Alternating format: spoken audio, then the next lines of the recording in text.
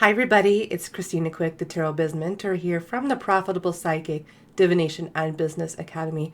Welcome to another video. Glad to have you here.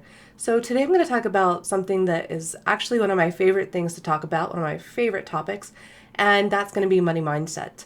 And I've been teaching about money mindset now for a couple of years. I actually have a course on the Academy website called Conquer Your Financial Fears, and it's a 5 section course, and it talks about the main fears and how to overcome them. There's a lot to it. There's a lot more to it than that. But yeah, so I actually taught that course, I think like 2 years ago, maybe 3 years ago now.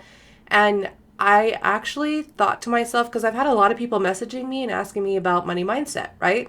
To talk about money mindset. And talk about money IQ or talk about the wealth frequency, those sort of things. And I was sitting here thinking like, you know what? It's actually probably been a year since I've talked about money mindset. So I'm going to dedicate March to money mindset, and that's going to be the theme of this month. And I'm going to talk about, I'll probably do like 3 or 4 videos maybe overall. Maybe it'll go into April as well, and just talk about some of the really core things that I see that kind of plague the spiritual business owners and people in my programs and students in my groups and things like that all kind of relate back to self-worth and money mindset and our thoughts about money and wealth and maybe some beliefs that we have that maybe aren't conducive to attracting wealth.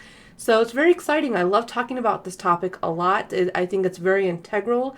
If you are someone who's trying to build a 6-figure business, money mindset's one of those things that you're going to have to invest in your energy. It's just non-negotiable. It's one of those necessary things.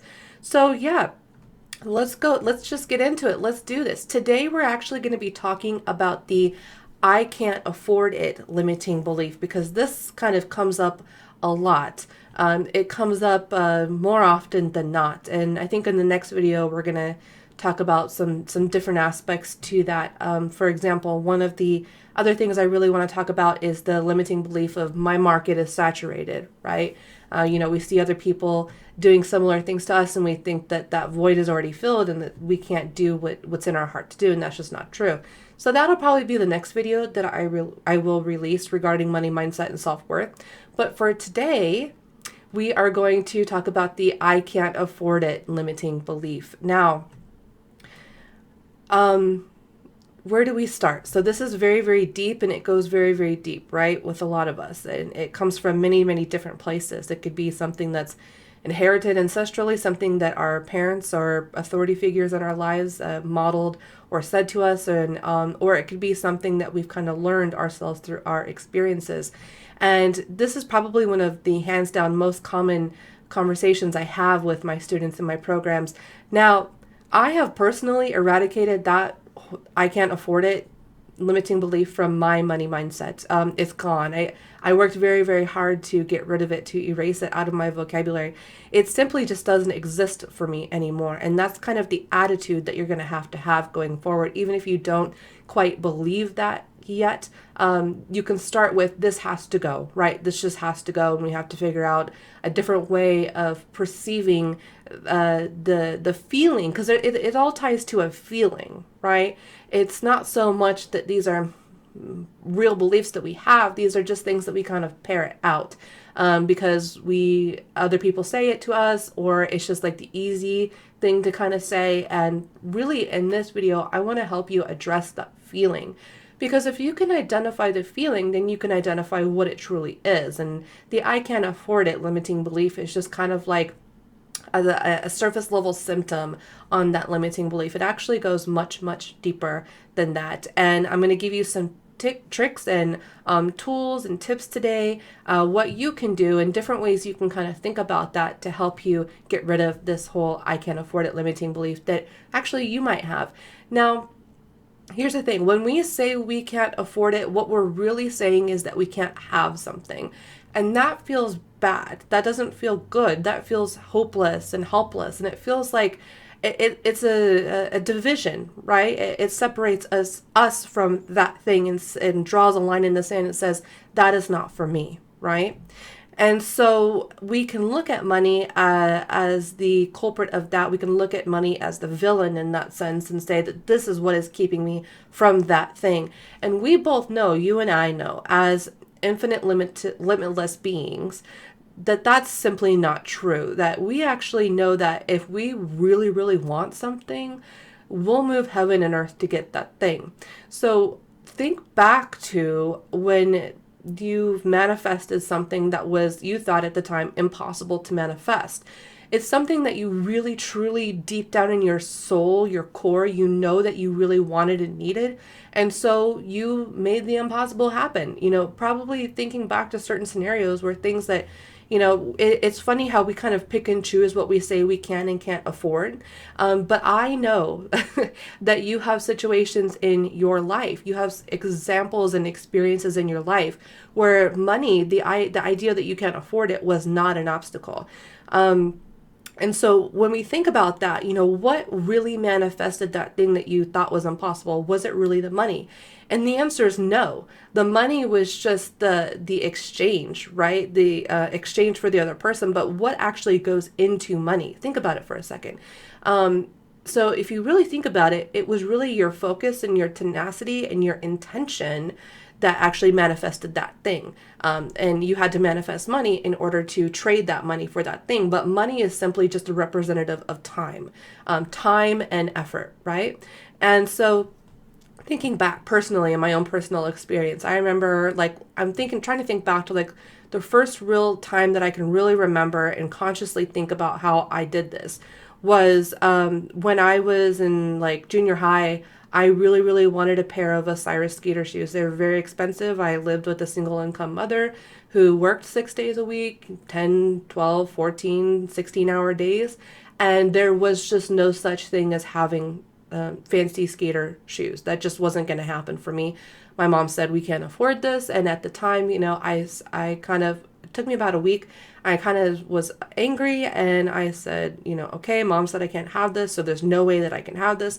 And I spent my time being angry at her because I thought she was keeping me from something, and guess what happened? So I wanted those skater shoes more than anything in the world because I wanted them and I wanted to be cool like my friends, and I wanted to go down to the skate park and show off my new skater shoes. I was a skater kid. And so what I did was I said, okay, mom can't buy them. How am I going to get these? Now, there's different ways that you can go about this. You could steal them. That's one way that people go about doing it. Now, I don't recommend that. That's not really a good thing. That's not healthy, and that kind of induces more negative karma than it's worth. But that is one way that you could go about manifesting it without, having to pay for it.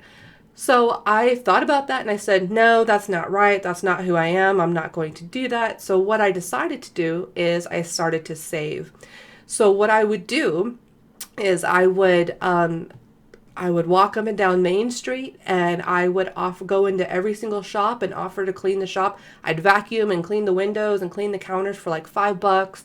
I would save leftover quarters, dimes from my lunch money, and I would sometimes even just take money off the ground that I found, pennies, dimes, nickels, and it took me the better part of a year, but I finally saved enough to buy those skater shoes, right?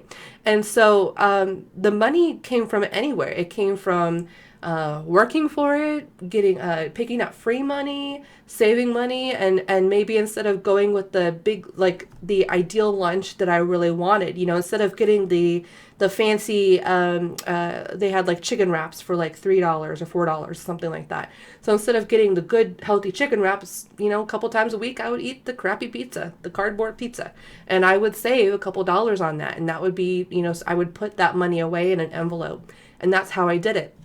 So I decided that other things weren't as important than the shoes. Now, that is very important as we come back to this, and as I, will lead you into how you can change your mindset about this. But I'm sure that you have certain experiences and situations in your own life where you have done this, where the whole idea of I can't afford it is just not really part of it. You do what you need to do to get that thing if you want it bad enough. And so we know that there's no such thing as I can't afford it. And we know that if we want to manifest something, that it just takes a little bit of time. maybe it takes a little bit of sacrifice and it takes some persistence, right? And so what it really comes back to, why that I can afford it feels so bad, is we feel that guilt, right? We feel the guilt when we say that we can't afford something because it's much easier to blame the outside circumstances that or our money situation, right? And so we kind of project those negative feelings onto money as the villain, as the culprit, as the the thing that's keeping us from manifesting what we want.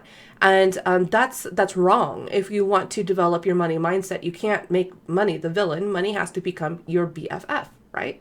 And so it's easier to blame our outside circumstances because it feels better in the moment as we project these negative feelings onto a different target, a symbol of the dollar sign, right? The symbol of money.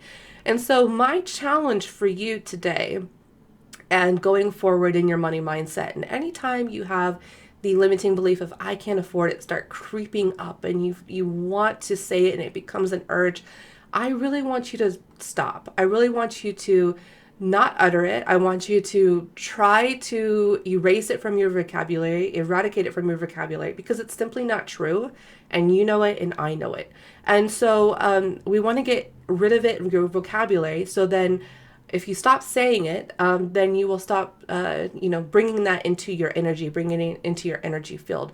And instead, what you could say is, you know what?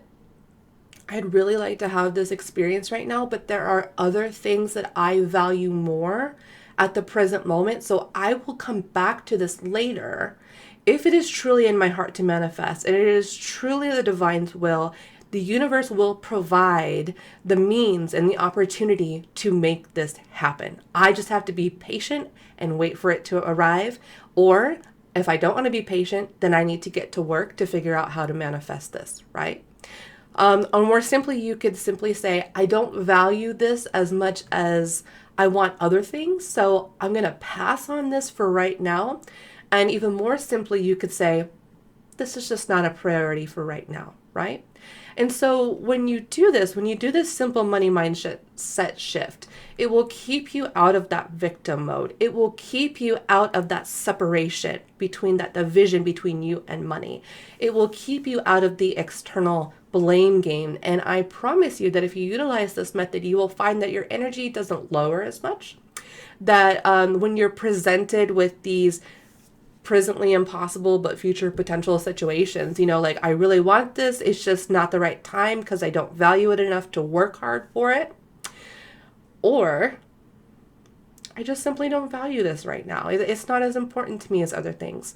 And watch how your energy changes and watch how much easier it is to actually manifest things, and watch how much less you really go into those places of hopelessness and helplessness. And all of this is in an effort to make money your ally and to see money as just a vehicle to get you what you want in life, to help you manifest what's in your heart, right? And so let me know down in the comments below if you resonated with this, and if you're going to work on erasing I can't afford it from your vocabulary, and let me know how this helps you. I'll see you in the next video. Bye.